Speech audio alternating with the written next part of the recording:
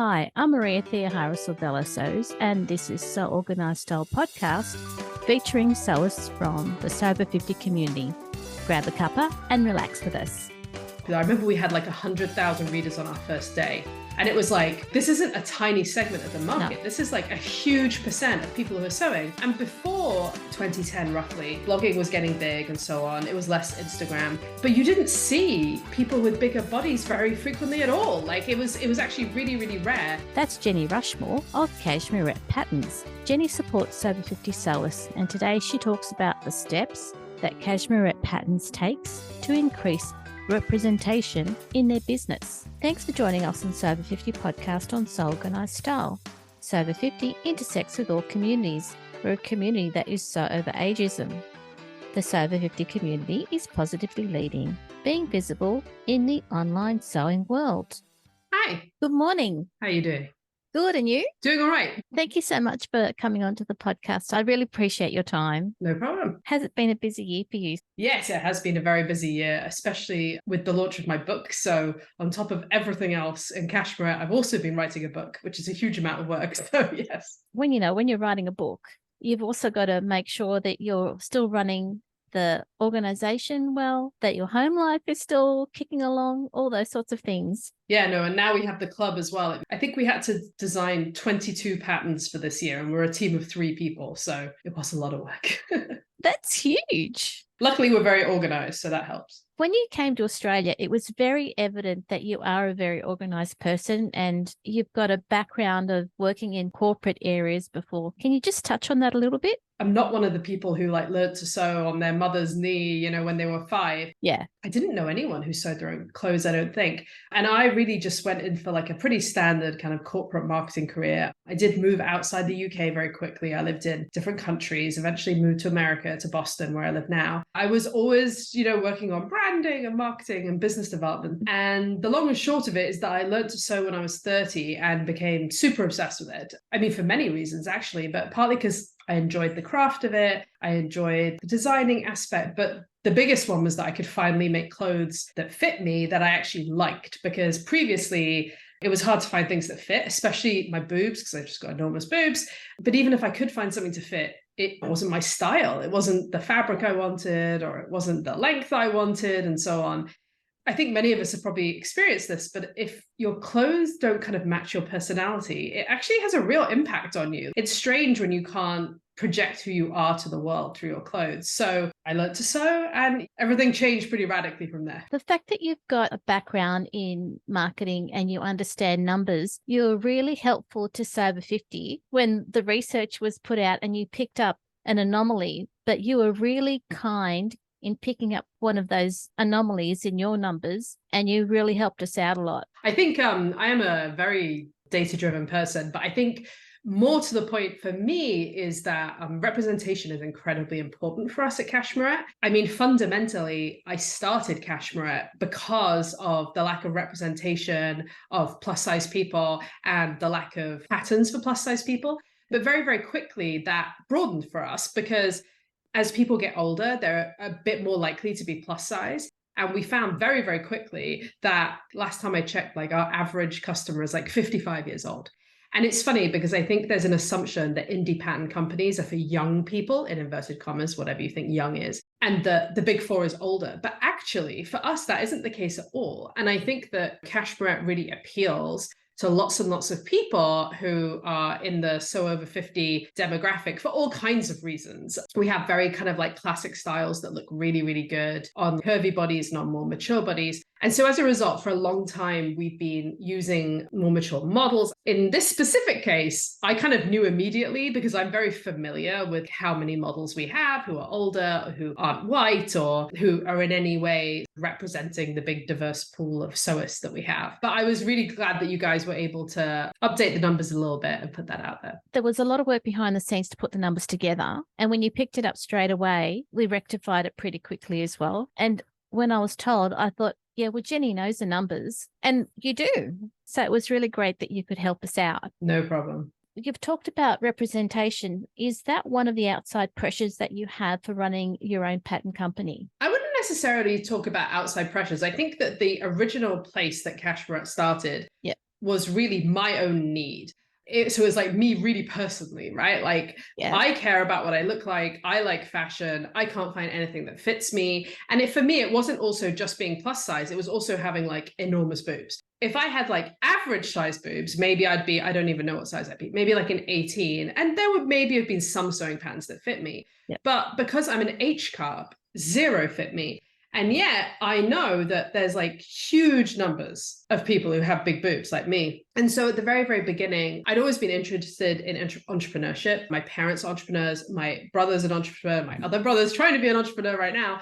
You know, the big thing there, as they always talk about, is that you need to find an unmet need. You know, you need to find a portion of a market where there's an unmet need and where, you know, ideally you understand it really deeply and you're really passionate about it. And I was still in my corporate job. I was blogging. My blog was getting more and more popular. I set up the Curvy Sewing Collective with some other sewists. That became like instantly popular. I remember we had like 100,000 readers on our first day. And it was like, this isn't a tiny segment of the market. No. This is like a huge percent of people who are sewing. And before 2010, roughly, blogging was getting big and so on. It was less Instagram, but you didn't see people with bigger bodies very frequently at all. Like it was actually really, really rare.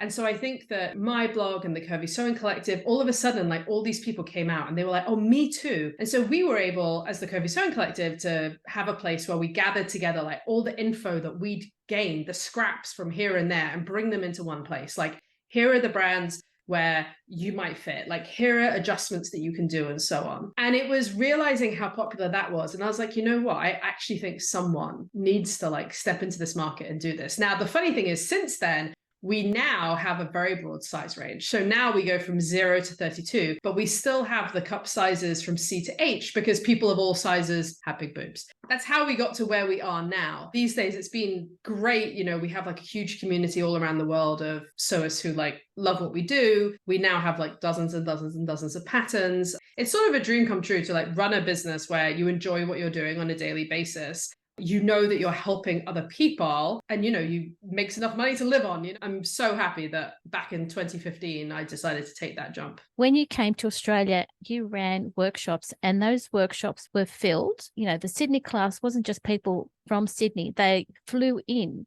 just to do your class. Yeah, that was really amazing. I'm a quasi introvert. I'm not someone who's like constantly out in big groups of people. But one thing that became really apparent to me in the last few years is it kind of doesn't matter where I am. Like if I put something out saying like, hey, we're in this country or in this city, like, does anyone want to meet up and do something? But there are people in most places. We've always had a really healthy community in Australia and New Zealand. The funny thing is the origin story of how that even began. Yeah. I was beginning to think about having a kid and I was like, oh, you know, maybe I'm going to have a baby. I'm not sure. You know, I was thinking about it. And it was like a dark winter in Boston, like dark gray. We were still in a studio that had no heating, believe it or not. So we had space heaters and horrible. And I was in there with Carrie. These few things came together at the same time. And I was just like, once I have a kid, I'm not going to be able to just like easily travel in the same way as I used to. But also, like, this weather's horrible. And also, I don't have a regular job where I have to be somewhere. And also, should we go to Australia next year? And I literally just had this thought. I was like, I'm pretty sure if we went down there, we would be able to teach classes. And then that would kind of like fund it a bit. And I asked Carrie if she'd like to go. And she was like, yep, yes, I would. Yeah, and that was the beginning of it. And I honestly wasn't sure at the beginning. Like, I knew we weren't going to be doing like class every day. And yeah, we did a bit of research. We found some potential locations. I mean, honestly, knowing very little, it's not like we had anyone like there. If we were to ever do it again, we now have like this whole network of people who would be able to help us. But we did it all over the internet. So in the end, we ended up having 2 workshops in Sydney and 1 in Melbourne. So yeah, it was fantastic. I mean, I had such a fun time. I can tell you right now that they were some of the most fun classes that I have ever sewn. I think maybe I have like the vibe of an Australian. It was just very easy to get along with. Everyone was very happy. Yeah, we had a great time. I would love to do it again at some point, but at this point, you know, bringing a 4.5-year-old in tow would be a little bit of a different matter. So maybe not for another few years. When it comes to finding models who represent the over 50 community, what do you look for? with all our models, regardless of demographics of any type, we on the whole are looking, first of all, because now we have the full size range, right? We're looking for people with big boobs. That is the first thing we're looking for. In particular, people who are like F, G, H are really good. We don't have that many models in that size range, but it's great because it kind of shows our designs to their max. You can have really big boobs and not have to make alterations. We get the like strongest response on social media and stuff from people where it really demonstrates like how good a fit that you can achieve, even if you have big boobs. So that's kind of our baseline. Even though we have the full size range now, we are kind of plus size first. So where we can find plus size people, we prefer that. And then these days, we're looking for people who are local. Over time as a business owner, about 2 years ago, I kind of had this like slight realization, profitability structure wasn't great. And we needed to work on that because, at a certain point, you really need it to be being very profitable. And so it's like, okay, we probably shouldn't be flying people in from around the country. And, it's always been important to me to have more than one model on every pattern. People want to see a range of bodies and a range of people. And so now we're much more kind of local. So we're like, it's people who are in Massachusetts predominantly or in the northeast of the US. Generally, I'm looking for someone who has like a confidence or a spark in them that it makes them appealing. And it doesn't mean that you have to be like a classic model. I mean, first of all of them are amateur, and very few of them would be able to be a professional model. But what they are is they kind of embody what we have at Cashmerette, which is about being positive and happy and confident in yourself and like being really happy with how you're representing yourself to the world. And to some extent, it's kind of a gut feel thing. Like I sometimes will approach people in the street, or I've approached people in cafes or in yoga classes and so on. To me, it's just this spark of obvious. It's like, oh, wow, you carry yourself as a person, like you just seem so positive. You're kind of radiating this like good vibes. That's the really big thing we're looking for. We have done model searches like many times. We do have fewer people over 50 applying. And I think there's a sort of natural like thing where people are maybe like, oh, I don't know, people want to look at me. And I'm always like, yes, we may well love you. Like, please apply. We really encourage people. Always asking people, or like we have models and they're like, who else are you looking for? Maybe I have friends, and we'll often ask them. Okay. One of our models, Cynthia was in the Stanton hoodie pattern and on the cover. And then she's also in my new book, Sewing the Curve. And I just love her so much. She's got like fabulous hair. She's got these big gray ringlets, silver ringlet hair. She has awesome glasses. She is just so great. And she is the aunt of someone who pattern tested for us.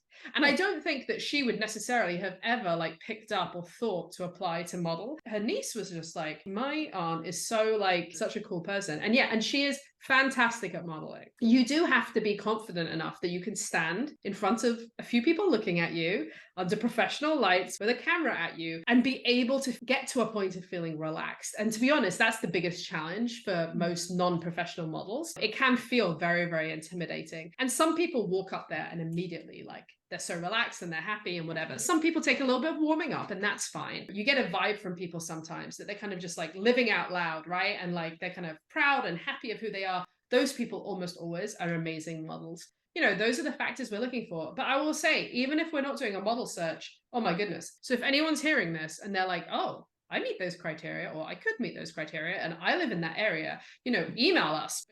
Especially now that we have the club, we actually do photo shoots every 6 to 8 weeks now, which is a little bit challenging, but we do them very, very often. So we are constantly looking for people. And, we do have our little stable of older models now, but, there's nothing I would like more than to make that stable bigger. And, and especially we would love more older models who aren't white as well, which we haven't had many of people who meet those criteria. And that's, representation of people, not just white people, but people of all races is another huge thing for us. We work very diligently on it. We're roughly 50%, which I'm quite pleased with, but we haven't managed to get that crossover yet of older and not white. Yeah, if you're listening to this and that that means you meet our criteria, please get in touch. You could basically say this is an ad to bring more people in who provide that variety of look, but have that energy that is Cashmerette. Exactly. It's the majority of our customer base. Really, like women in their 40s, 50s, 60s. We have club members in their 70s and 80s who are chatting in our forum all the time. It's always fun when they're like, I've been sewing for like 50 years and finally I'm like happy with what I'm making because of Cashmerette, which is very, it's lovely. But I think people don't necessarily always realize that, because I think, as I said, there's this assumption that indie patterns must be for young people sometimes, or that they're run by young people, which is funny because I think every indie pattern company I know is run by someone in their 40s or 50s, but it's a kind of the perception that's out there. You could say that it's the new young is the 40s. Yeah, no, it's true. Yeah. Okay. So, Jenny, you've already had a really busy year. What's next? Yeah, so we have so many things going on at Cashmerette right now. The biggest thing that we have is our Cashmerette Club. So we launched that last year and it's been like wildly successful, beyond what I ever could have imagined. And I think a little bit like the Curvy Sewing Collective, what it showed me is that there was such a desire to have like more community and the ability to connect with more sewers. Because if you're really lucky, maybe you have friends who are also into sewing, but so many of us don't. Yeah. And if you live in a place that's far away from where classes are, or you can't afford classes, it can be a bit tricky. You just like, you sew in the evening after your kids have gone to bed, but it can be kind of an isolating activity. So what our Cashmerette Club does is we have over 4,000 people from around the world. It is basically a way to connect on all things curvy sewing in a really like deep way. And also I'm involved a lot more in it, put it that way. So if you buy a normal Cashmerette pattern, you get the pattern, you go home, you can look at some tutorials online, but that's about as far as it goes. With the Cashmerette Club, is a brand new pattern every month they really, really enjoy. Is it also have an hour-long masterclass from me every month about fitting, because that's really what we're all about fitting. We have live events and we have people joining from all around the world. We do them at different times so that people can join. And we have a really thriving online forum as well. It's not on Facebook or Instagram, so it's totally private. We don't have, spam in it and so on, which is, really, really nice. And it's been really fantastic. And ultimately, what it's enabling people to do is develop a wardrobe of clothes that actually fit. So if people are interested, they can go to cashmerette.com/club. That's been a lot of work and lots of excitement. The other thing is my second book, which is Sewing the Curve, Learn How to Sew Clothes to Boost Your Wardrobe and Your Confidence. It comes with the 6 patterns. And I wanted to make sure that there was sort of something for everyone. But the 6 patterns include patterns that we have had lots of our non-beginner community ask us for over the years. So yeah, those are our 2 huge things. We only have 3 people on our team. It's a small group, but yeah, it's all been really exciting. And, as long as everyone continues to be enthusiastic and like loving it, we will continue putting those things out. That's wonderful. You've got such a big organization and it's 3 of you that are running it. That's amazing. That's right. We're very organized. I will say we do have lots of contractors. So it's 3 full-time people and there are other people who help us out. Yeah, I think that's where my corporate background helps. Yes. Jenny, I really appreciate the fact that you've given me and our listeners your time today. You've been a great supporter of Sober 50 and it's been good to hear how you factor in representation and how you've got a large size range on offer, and definitely for women with big boobs. Thank you so much. It was such a lovely opportunity to talk to you and thanks very much for inviting me. Thank you, Jenny. This episode of Sober 50 podcast on Sew Organised Style was produced by me, Maria Theoharis, with permission of Jenny of Cashmerette Patterns, sound by bensound.com. If you want to provide a guest post for Sober 50, make sure you direct message Sandy at Sober50 on Instagram. You can subscribe to Sew Organised Style podcast, but with an S, not a Z, on all good podcast apps. Make sure you go back and listen to our free Sober 50 podcast archive. And if you can, consider supporting the production of this podcast on Patreon. We look forward to joining you in your sewing room next time. Stay safe, everyone.